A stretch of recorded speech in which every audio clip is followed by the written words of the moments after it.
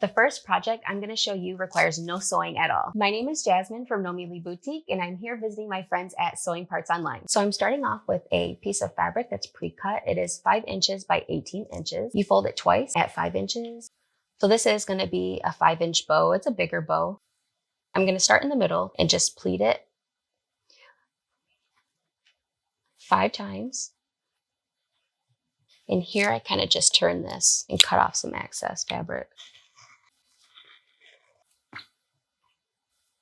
I roll this in. And here would be perfect if you have like a little elastic. I forgot mine today, but if you just go ahead and wrap it around twice, it'll hold that so you can kind of let go and work on this part. And you're just going to wrap this all the way around. You're just going to play with the middle a little bit. You can go ahead and cut the tail off.